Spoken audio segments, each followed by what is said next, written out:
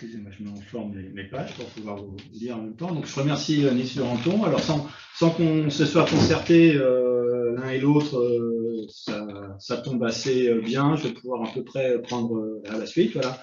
Je vais peut-être plus insister par rapport à ce que vous avez déclaré, un peu sur le mythe. Moi, je vais peut-être plus insister justement sur le côté plastique du mythe, le fait qu'il s'est adapté à de très nombreuses reprises un peu, on va dire entre guillemets, à la demande sociale et aux situations politiques, et que finalement, d'une certaine manière, voilà, les déclarations successives de Elijah Muhammad ou ensuite Luce Farrakhan depuis les années 80 ont été vraiment à géométrie variable, hein, y compris, voilà, on a un corps de doctrine, mais ce corps de doctrine, on y puise, et je vais essayer de vous le montrer, on y puise des éléments parfois complètement contradictoires en fonction des besoins du moment, ce qui est sans doute le propre de toutes les religions. Voilà.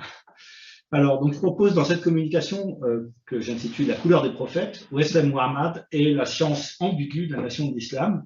Je propose d'aborder donc les évolutions récentes de la nation de l'islam, c'est donc une organisation politico-religieuse qui se réclame de l'islam à travers différents écrits très contemporains, particulièrement ceux de Wesleyan Muhammad, publiés entre 2009 et 2013. L'historiographie de la nation a connu un renouvellement important depuis une vingtaine d'années. Lorsque, en 1961, Eric Lincoln a publié son ouvrage précurseur, sa perspective, c'était de montrer la dimension politique de ce mouvement, en le situant dans le contexte des mobilisations noires. Bien que les musulmans noirs désignent leur mouvement, je cite, en tant que religion, les valeurs religieuses y ont une importance secondaire, selon James Eric Lincoln.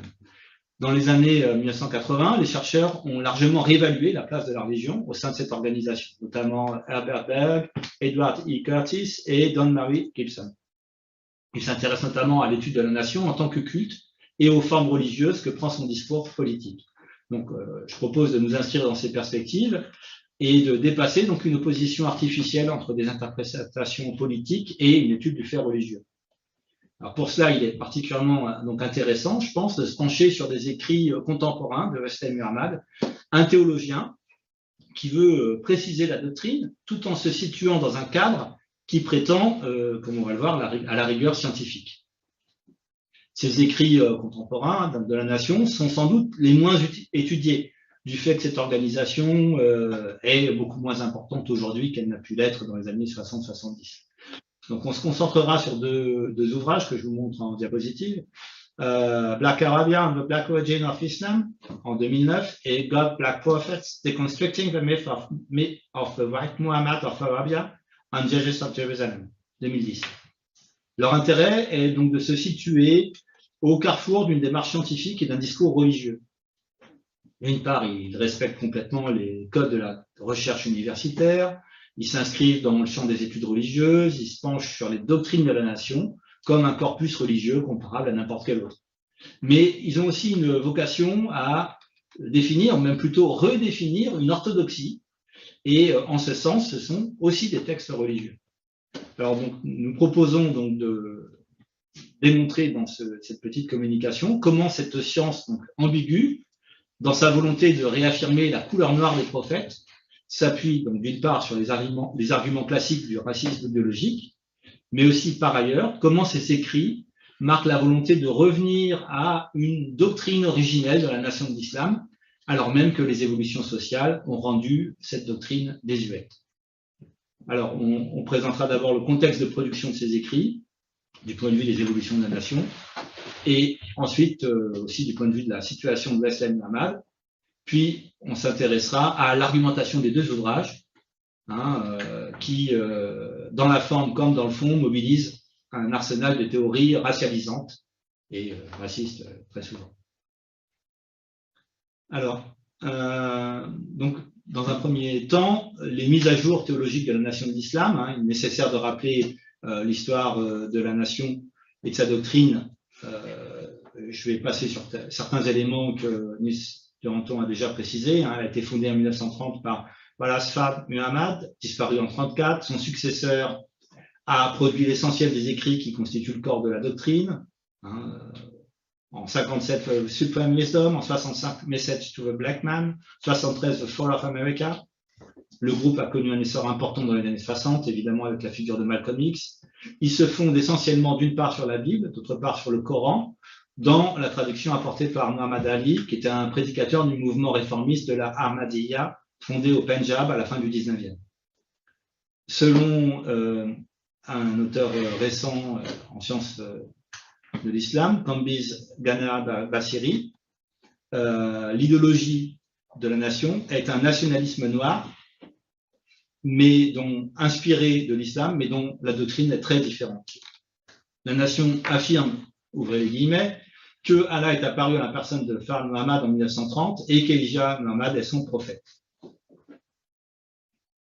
Cette croyance donc de la venue d'Allah à Détroit en 1930 se double de la pensée des Noirs comme un collectif, qui est, ouvrez les guillemets, je cite, le premier et le dernier créateur et possesseur de l'univers. Les descendants de la tribu de Shahbaz, une nation asiatique noire formée il y a 66 trillions d'années. Les Blancs sont une sous-humanité, le résultat, donc, comme on disait, des expériences maléfiques de Yacoub, et la nation refuse toute collaboration avec ces diables blancs. Par exemple, elle refuse le service militaire. Dès lors, comment comprendre la situation vécue par les Noirs en Amérique? Elijah Muhammad explique la suprématie des diables blancs par la nécessité pour Allah de se faire connaître à son peuple. Le pouvoir blanc sera renversé au terme d'une domination de 400 années. Alors, comme d'autres expressions religieuses africaines-américaines, telles le Moorish Science Temple, fondé en 1913, il s'agit d'une religion syncrétique qui puise à des sources diverses. Et à la suite de la guerre de sécession, c'est, donc, comme le rappelle Mr. Entente, c'est la grande migration et les bouleversements liés à la fois à l'émancipation des esclaves et aussi à l'arrivée de millions d'immigrants de toutes religions qui ont conduit à une nouvelle définition du peuple américain autour de critères raciaux et religieux. Il y a eu une sorte de synthèse qui associait protestantisme, blancheur et progrès comme des éléments inséparables et qui reléguait à un stade inférieur tous ceux qui ne répondaient pas à ces critères. La nation de l'islam n'est qu'une des réponses à cette idéologie. Alors, il ne faut pas, donc, comme je le disais, opposer sa portée religieuse à sa dimension politique. Alors, évidemment, s'identifier avec une religion qui n'est pas d'origine américaine permet d'échapper au stigmate racial. On peut donner l'exemple évident du fondateur du Moorish Science Temple, Noble Ali Dwo, qui portait un fez dans les années 20, ce qui était une manière pour lui de se situer en dehors de l'espace américain comme originaire du Moyen-Orient, ce qui était faux. Donc l'élément central de ces cultes tient dans la prophétie d'un leader et dans la manière dont ce leader universalise son expérience particulière en associant étroitement des dimensions religieuses et politiques. Alors l'origine de ces religions, que ce soit Nation of Islam ou le Moorish Science Temple, est souvent présentée comme quelque chose d'étranger aux États-Unis, comme le résultat d'une importation, ce qui est absolument faux. En fait, ces cultes ne s'expliquent que dans leur contexte de naissance états-unien. Et le regard, en fait, finalement, qui est porté sur eux, a souvent suivi les mêmes voies que l'orientalisme au 19e, qui définissait le monde musulman comme profondément incompatible avec la civilisation occidentale. Et par ailleurs, dans un deuxième temps, ça permet aussi d'associer le nationalisme noir avec une origine étrangère, finalement, de déclarer qu'il est essentiellement non américain, plus que musulman. En faisant de la nation d'islam le prototype de tous ces mouvements nationalistes noirs, on rend finalement le nationalisme noir exotique. C'est sans doute ce qui explique la grande visibilité médiatique de la nation d'islam sur la scène américaine. Parce qu'il faut bien le resituer dans un contexte où il y a de nombreux autres mouvements nationalistes noirs. Alors j'en arrive aux évolutions récentes. Après le décès d'Elijah Muhammad en 1975, son fils Wallace Farrit a progressivement renoncé donc, aux théories qui éloignaient la nation de l'islam du sunnisme, et il a rebaptisé son organisation d'abord the World Community al-Islam in the West, puis the Muslim American Society, avant finalement de dissoudre toute organisation centralisée. Mais, comme le signalait Niels, une minorité menée par Farrakhan a refondé une nouvelle nation à partir de 1978, et c'est de cette organisation que nous allons désormais discuter. Donc depuis plus de 40 ans, Louis Farrakhan est à la tête de la même organisation, mais il a su en modifier la doctrine au fil des évolutions sociales. Il a reformulé la pensée religieuse du groupe, et aujourd'hui, l'écart avec les mythes fondateurs tels que formulés par Elijah Muhammad sont considérables. Tout d'abord parce qu'il y a eu le développement d'un islam américain important dans les années 70, lié à une immigration du Moyen-Orient, mais aussi l'ouverture de départements d'islamologie dans les universités, qui ont permis un accès bien plus facile au sunnisme et à sa doctrine. Donc, comme je le disais, hein, le propre fils d'Elijah Muhammad lui-même avait été un des premiers à suivre ses cours de théologie islamique dans l'université de Chicago. Dans ce contexte, la version hétérodoxe et un peu simpliste de l'islam présentée par Elijah Muhammad ne peut plus rivaliser avec une religion islamique beaucoup plus riche et complexe, dans un monde de plus en plus ouvert et connecté, y compris sur le monde musulman, hein, qui n'est plus une abstraction éloignée, inatteignable, qui pouvait l'être dans les années 50. Donc, le discours nationaliste qui met l'accent sur la fierté noire, sur l'indépendance d'avec le monde des Blancs, a d'abord représenté une menace dans les années 50-60, mais dans les années 70, à l'époque du Black Power, il est d'une certaine manière presque devenu, on pourrait dire, mainstream. Les thèmes de la nation de l'islam, la promotion de la réussite individuelle, du do for self, sont alors en phase avec les ambitions d'une nouvelle classe moyenne noire, hein, qui est en expansion à partir des années 70, et certains des thèmes finalement de la nation reprennent cette aspiration à une indépendance économique, une indépendance d'avec le business blanc. Hein, et finalement, si le choix du sunnisme par Warid Muhammad avait été la raison du lancement par Farrakhan d'une nouvelle organisation, très vite, Farrakhan va suivre le même chemin que Warid, c'est-à-dire celui d'une normalisation religieuse. Un sociologue, Matthias Gardel, constate que dans les années 80-90, Farrakhan a orienté sa doctrine vers un islam de plus en plus orthodoxe, avec de moins en moins d'allusions à Fard, au diable blanc, à l'apocalypse à venir, etc. À partir des années 90, Farrakhan a, par exemple, affirmé que aussi bien Fard que Elijah Muhammad avaient en fait cherché à orienter les Africains américains vers un islam sunnite. À partir de 1994, Farrakhan a contacté l'Association islamique américaine afin d'adopter le calendrier islamique sunnite. Il a aussi commencé à recommander à ses membres le pèlerinage à la Mecque. Il a modifié la prière du croyant, la Fatiha, afin qu'elle soit quasiment identique avec les prescriptions musulmanes, la Shahada. Finalement, en 1999, dans un discours intitulé « Mes excuses, my apology », il annonce qu'il ne croit pas que Fard Muhammad soit de nature divine. Et en 2000, il se réconcilie de manière spectaculaire, publiquement, avec Warid Muhammad. Donc Yacoub n'est plus le génie malfaisant tel qu'il était présenté auparavant, mais il devient un scientifique dont les expériences auraient mal tourné, et on en termine avec le discours contre les diables blancs. Alors, finalement, c'est, comme je le disais, une manière pour lui de suivre les évolutions de la société américaine des années 90. Celle-ci n'est certes pas débarrassée, bien sûr, des discriminations, mais elle offre tout de même aux Africains américains bien plus de possibilités de promotion sociale que celles des années 60. Dans une société dans laquelle une grande partie des Noirs travaillent aux côtés des Blancs, font leurs courses dans les mêmes commerces, le séparatisme radical des années 50 est devenu, d'une certaine manière, un peu impensable. Donc la nation s'adresse aussi désormais à un public soucieux de réussite individuelle, plutôt que de mobilisation collective d'une minorité. Son leader entreprend d'introduire une fausse science, hein, la dianétique, qui est promue par la scientologie, et diverses pratiques du type des médecines alternatives, avec les différents discours qu'on pourrait appeler du développement personnel, hein, qui propose du réconfort face aux angoisses contemporaines, aux dépressions, au stress, etc. L'historien Edward Curtis définit désormais la nation de l'islam comme un messianisme noir qui lie l'universalisme avec la notion d'un peuple noir élu. Dans un discours prononcé en 2008, Farrakhan a même ouvert la porte de la nation aux Blancs en insistant sur le fait que Fard souhaitait aussi les libérer. Ces évolutions s'accompagnent d'ailleurs d'efforts pour attirer des nouveaux fidèles, particulièrement dans la minorité hispanique et latino-américaine. Désormais, la nation représente les prophètes comme blancs. Et Farrakhan s'est même appuyé sur une déclaration unique et tardive d'Elijah Muhammad qui avait affirmé à une unique reprise que le prophète était blanc. Alors, comment ces évolutions rapides dans le corps de doctrine sont-elles acceptées?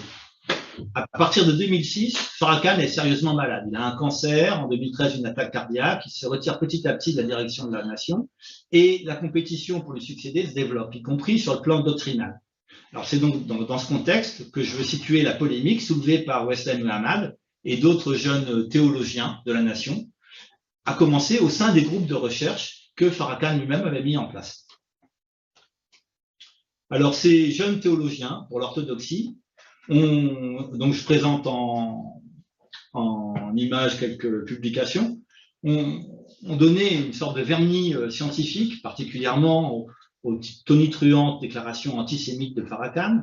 Il y a ainsi un Historical Research Department qui a publié The Secret Relationship Between Blacks and Jews, donc une prétendue étude qui affirme que les Juifs ont été les organisateurs du commerce triangulaire. Le groupe de recherche Nation of Islam Research Group publie les écrits des membres qui ont fait des études en sciences religieuses, et c'est parmi eux donc que surgit une contestation avec la création en 97 par un certain Waqil Muhammad et Wesley Muhammad de la A-Team. A-Team pour El-Allah Team. Ces théoriciens se donnent, je cite, comme objectif de clarifier les positions théologiques de la nation et de fixer l'orthodoxie, alors que la doctrine évolue rapidement. Comment cet ensemble s'est-il coordonné à une époque où les principes et les traditions de la nation et des 5% devenaient confuses avec l'avènement d'Internet, à une époque où la santé du ministre Farrakhan déclinait et sa mort était supposée imminente, et alors que plusieurs membres étaient inscrits à l'école du centre universitaire d'Atlanta? Voilà. Donc nous voulons préciser la doctrine. Donc ce groupe se constitue à partir de la volonté de défendre un véritable islam selon Fard. Wesley Muhammad, qui a fêté ses 50 ans la semaine dernière, le 12 juin 2022, est titulaire d'une licence en études religieuses du Morehouse College. Il a obtenu un doctorat en études islamiques avec une thèse intitulée Tajalli wa Ruaya, a study of anthropomorphic theophany and Visio Dei in the Hebrew Bible, Quran and Early Sunni Islam. Il a donc une spécialisation sur, on pourrait dire, les premiers développements théologiques de l'islam. Dans ce cadre universitaire, il a publié quelques articles, essentiellement sur la question de l'anthropomorphisme dans l'islam. Cependant, il n'a pas poursuivi très longtemps dans la voie universitaire, il est devenu un apprenti, un prêtre en formation de la nation. Il a publié une dizaine de livres, tous dans cet éditeur religieux, Allah Team, A-Team. Je passe quelques petites choses. Donc ces théologiens puisent dans les différentes théories auteurs de l'afrocentrisme dont on parlait hier, notamment Molefi Hassan, mais aussi Ivan van Sertima, Yosef Ben Yochanan et d'autres encore.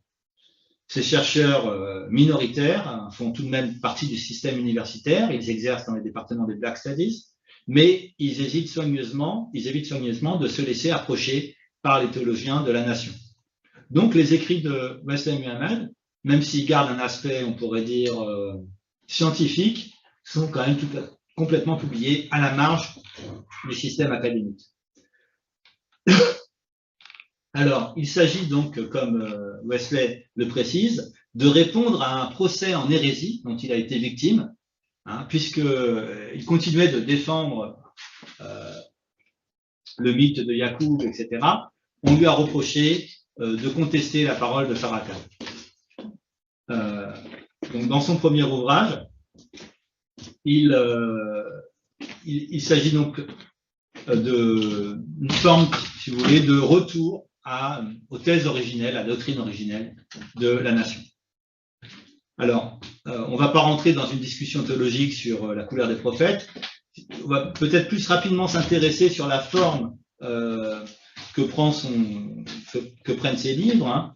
D'abord, donc, comme je disais, le respect des canons scientifiques avec de nombreuses notes de bas de page, une structure rigoureuse, un appareil critique très important, de très grandes bibliographies, mais en même temps, d'autre part, de nombreuses illustrations, un texte en général très court, un ouvrage fait 80 pages, l'autre à peine une centaine, et donc des ouvrages quand même qui restent assez accessibles à un public de fidèles de la nation. Il s'agit, je le cite, d'illustrer la concordance entre les enseignements de l'honorable Elijah Muhammad et les domaines pertinents d'études et de données empiriques. Cette conformité ne peut être le plus souvent démontrée que si nous ne craignons pas d'aborder ces écrits comme des scientifiques plutôt que comme des croyants. Donc, on réaffirme la croyance au cadre scientifique et Wesley se positionne comme un arbitre absolument impartial. Qu'est-ce qui est en jeu dans ces deux ouvrages? La couleur des prophètes. Je cite encore Wesley Muhammad, « S'ils sont noirs et les preuves sont abondantes, il est absolument faux de continuer à les présenter comme blancs. » Alors, il y a une succession d'arguments historiques, de recours aux textes anciens, un même schéma répété de la réfutation, hein, qui part toujours du point de vue de la partie adverse pour ensuite apporter les preuves de l'erreur.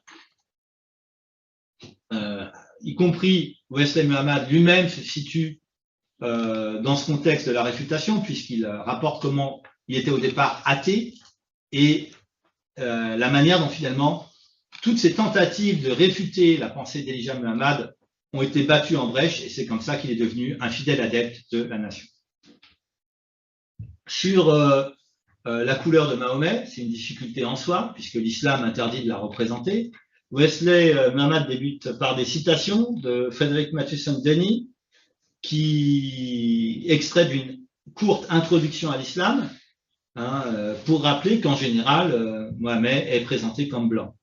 Il introduit dans son livre différentes images du prophète, comme par exemple une image de dévotion chiite, extraite d'un ouvrage scientifique, ou une peinture iranienne de 1514. Il s'appuie aussi sur les écrits des croisés, et donc différents auteurs qui vont présenter un Mahomet noir. Donc l'idée, c'est de montrer que Wesley Muhammad détient les preuves cachées, hein, de la couleur noire des prophètes et réapplique le même système à Jésus. C'est en fait, on retrouve dans ce mécanisme argumentatif celui des, pour le dire rapidement, des théories du complot. Hein. Il fait appel de façon répétée à l'indignation du lecteur qui a été trompé, hein, par des forces occultes. Hein. On comprend assez rapidement que c'est sûrement des auteurs juifs. Hein. Si on réfléchit finalement à la forme de ces deux livres, hein, ils semblent en fait finalement destinés plus au public des croyants qu'à un cadre universitaire. Et tout l'appareil critique est beaucoup plus destiné à impressionner ce public par la connaissance que Wesley Muhammad a notamment de la langue arabe.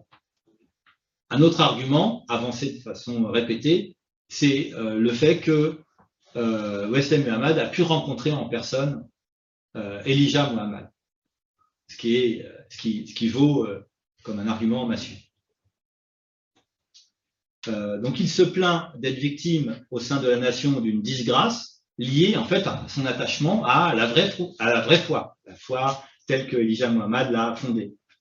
Donc c'est vraiment des ouvrages qui sont des réponses de circonstances à des procès en hérésie qui lui sont faits, et il essaye de mobiliser les fidèles pour peut-être d'une certaine manière assurer son leadership au sein du groupe. Alors, du point de vue de l'argumentation, je vais essayer de finir là-dessus.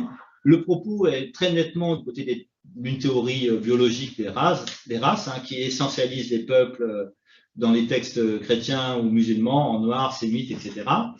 Du fait de la difficulté que Wesley Muhammad rencontre à noircir l'ensemble du Moyen-Orient de l'Antiquité, il essaye d'établir des lignes étanches entre les différents peuples. Et donc, il va définir, pour ce faire, une Arabie noire et des Arabes noirs du Sud, représentés selon lui dans l'Arabie saoudite actuelle par des tribus comme les Mara, les Kara, les Shara d'Oman et de l'Hadramaut.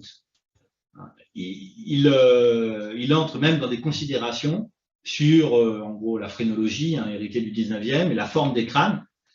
Donc, il mobilise vraiment tous les arguments du racisme biologique, y compris la génétique, qu'il utilise le plus souvent en mettant le terme entre guillemets, comme si c'était quelque chose qui restait douteux. Et il évoque donc le chromosome, le gène Cohen modal allotype, un gène Cohen, autrement dénommé le chromosome Y Aaron, supposé dans certaines constructions racistes être le marqueur d'un ancêtre commun d'une caste des Kohanim. Donc il s'appuie toujours dans le système de la réfutation sur les écrits d'un rabbin pour prouver la validité du gène chromosome YA1.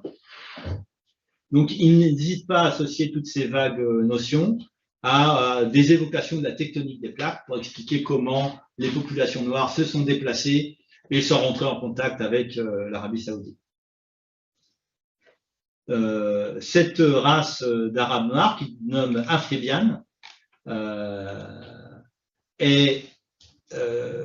a été victime, selon lui, d'un mythe double, celui d'une part de l'arianisation de l'islam, par laquelle Mohammed a été blanchi, et celui d'autre part d'une hellénisation du christianisme, qui a fait de Jésus un blanc.